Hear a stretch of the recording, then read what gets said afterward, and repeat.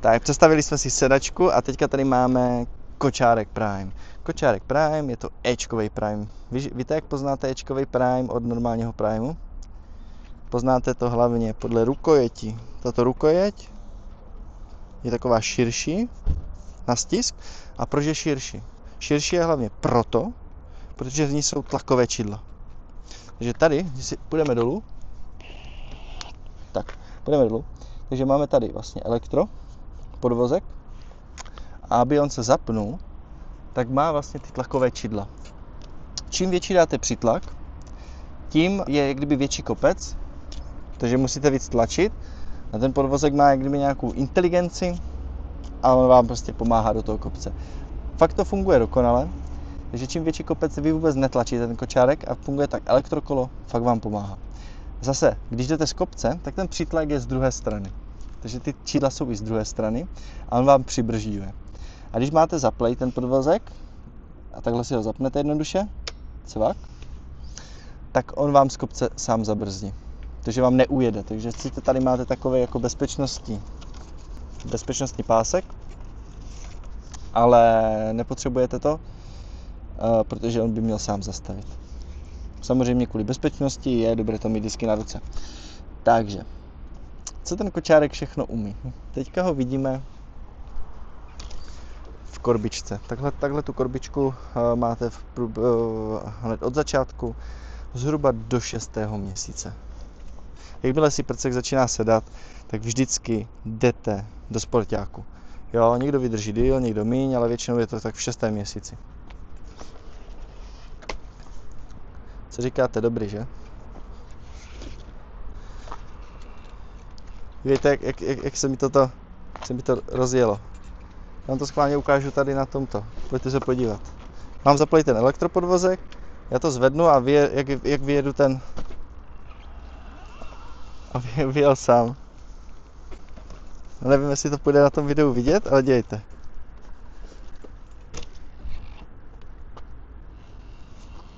Musíte trošku tlačit, jo? Jinak to nefunguje, ale když to projedu jako rychle. A tady mi krásně po tom terénu fakt mi pomáhá, vůbec netlačím, je to prostě zajímavý. Zkoušíme si to. A přibrzdil se.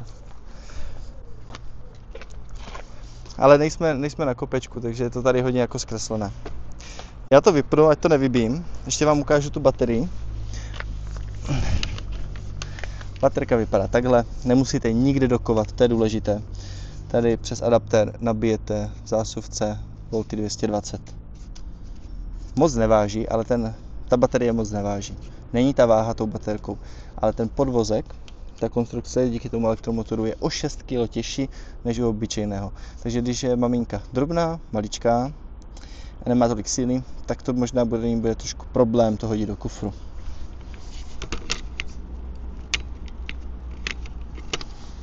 Tam dávám obráceně, sorry. Tak. Mám to tam zafixované. Teď to mám vyplý. Teleskopická rukojeť. Takže si to nastavíte výšku, jak budete potřebovat. A jdeme se mrknout na korbičku. Máme horko, je mi vedro. A když takhle chodíte, když je vedro, tak vy si můžete udělat proprska odvětrávání a je tam dvojitý odvětrávání.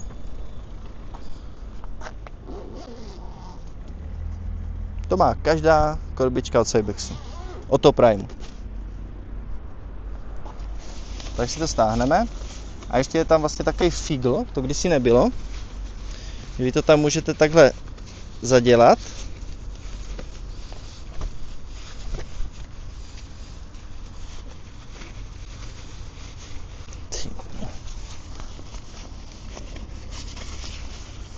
Možná budete šikovnější než já. Blbě se to tam dává. Ale ať vám to nevisí, ať to prostě není ošklivé.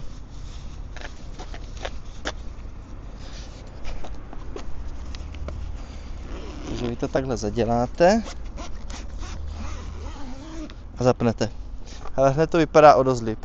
Takže vy nemusíte mít to odvětrávání jako takhle celé, ale pustíte to odvětrávání jenom dole. Zaděláte to prckovi, ať mu tam nesvítí sluníčko a v klidu si jdete. Nemusíte mít strach, že by tam nějaký hmyz vletěl, ta síťka je kvalitně udělaná a jdete prostě na procházku. Když chceme tu korbičku nebo tu střížku sundat, tak jsou tam vždycky pojistky. Netlačte, zlomíte to a pak to musí na reklamaci a řešíme to často. Takže zmáčknout a dát takhle dolů. Zpátky se to samo takhle zacvakne. Takže zmáčkneme obě ty pojistky, dáme takhle dolů a dostaneme se dovnitř. Takhle vypadá vnitřek té korbičky. Pěkný, velký, dost prostorný. Vleze dítě s fusákem na zimu. Jednoduše zapneme. Cvak a je to. Zapneme a můžeme jet. Tak, to je všechno, co vidíte. Korbičce, ty potahy jsou teďka kvalitnější, než byly v předešlých modelech, jsou impregnované a ta látka je dělána tak, ať se dobře čistí. Takže prostě hadr, mokrá hadra nebo nějaký přípravek setřete a i fakt jako velké nečistoty z toho dostanete jednoduše pryč. Když chci vycvaknout tu korbičku, jak to udělám? Cvaknu, jeden čuplík a druhý čuplík a jednou rukou vytáhnu. Je to easy. Jsou tam takové adaptéry. Slouží jako zvyšovací adaptéry a udělali to celkem chytře ten Cybex teďka aktuálně. Ty adaptéry jsou v ceně té konstrukce a jsou na korbičku, ale mají tam systém i maxikosy. Takže tam nasvaknete autosedačku. Takže máte jedny adaptéry, nemusíte mít prostě 2 plasty, 3 plasty, 4 plasty, jak je to u jiných kočárků. A nasvaknete tam tu sedačku. Já vám to za chvilku ukážu a jenom donesu. Představovali jsme si sedačku v minulé části, tak jsem ji vzal zase znova a přes ty adaptéry, tak jak jsem nasadil korbičku, nasadím sedačku. A to jsem vám neukazoval, tu vymoženost, co umí Cybex sedačka, ta Cloud T. Vy ji roztáhnete úplně do lehu. Takže v jisté míře vám nahradí korbičku. Nedoporučuji to na delší procházky, ale doporučuji to třeba, když jdete do obchodu nebo někam, protože ta korbička je prostě velká. Vy ji nesrazíte. Jako teoreticky ji můžete srazit, ale je to celkem prudérie. Takže vy tam prostě máte v kufru hodně zabraného místa. Když budete na rychlou procházku nebo nákup, na kávu, cokoliv, tak si můžete vzít čistě sedačku a to dítěti nekazíte záda. Když to chci vycvaknout,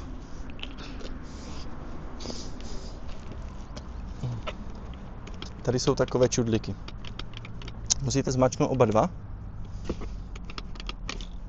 Zmáčknete a vytáhnete. Chytnete za modlo a jdete. Jo? Vycvaknu ty adaptéry, protože je to dvojkombinace. Teďka vám ukazuju z autořeku trojkombinace. A ještě nám tam chybí jedna část, ta nejdůležitější část od toho Cybexu. A to je sporták.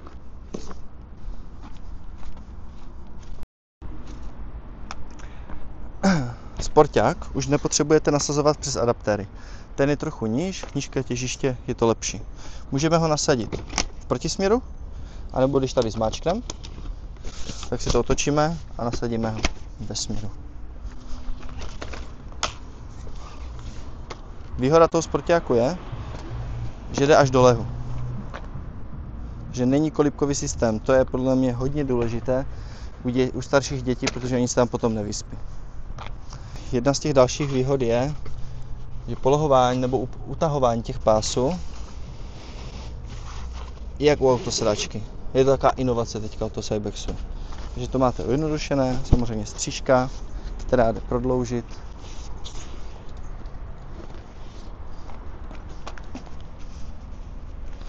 Sorry.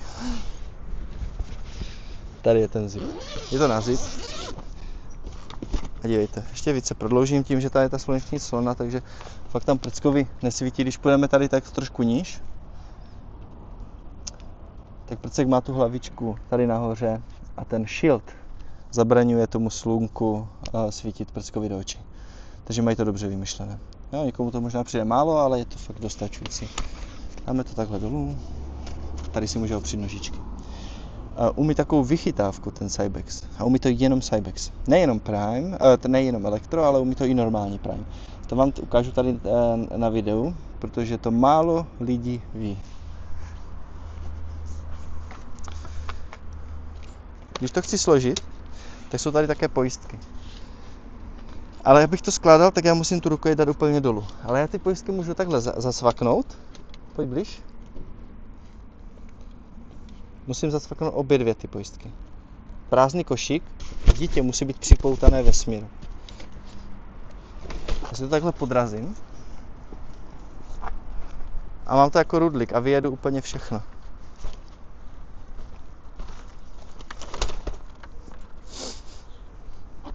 Dobrý, že?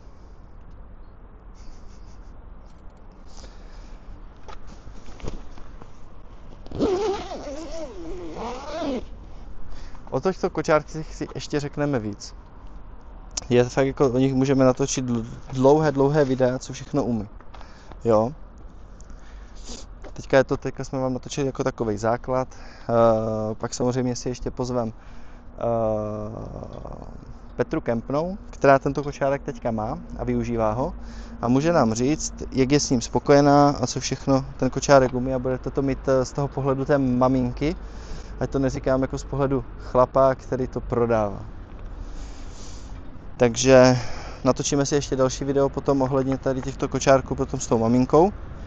Ale ještě nakonec vám ukážu to jednoduché složení. Dá se složit i se sportákem. Tady taková páčka zezadu. Si ji odklapneme. Necháme to takhle hodit dopředu. Tady je tlačítko na polohování rukojeti a ze spodu je taky tlačítko. Zmačknu obě dvě tlačítka a jdu takhle dolů a zasvaknu ty pojistky, co jsem dělal před chvilkou. A nebojte se, fakt jako razance. Tak. A mám složený kočárek. A můžu to jako v té garáži tahat jako příruční zavazadlo. A pak to takhle zvedám a dávám do kufru.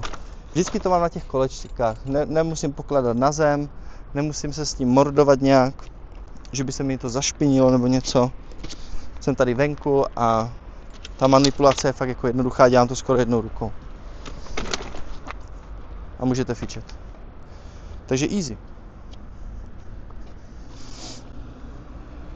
Každopádně nakonec videa vám řeknu ještě toto. Máme v nabídce jak elektrokočárky, tak i normální kočárky Prime a další modely. Každý model si budeme představovat a představíme si i ukážeme si Balios a i další jako modely, které si navzájem srovnáme. Pokud uvažujete o koupi tady těchto kočárků, napište mi tady do Hero. Jsem rádi, že tady jste a v rámci tady této komunity vám dokážu udělat strašně dobrou nabídku na celý set kočárků i s autosedačkou. Neváhejte mi napsat a pojďme udělat nějakou diskuzi, která barva je nejlepší, jestli ta béžová. Jak vidíme, co si představujeme, je na tom sluníčku pěkná, jak se povídá. Co říkáte? Napište tam nějaké komentáře, já jsem sám zvědavý, co tam bude. Tak si mějte a těším se na další video s Petrou Kempnou.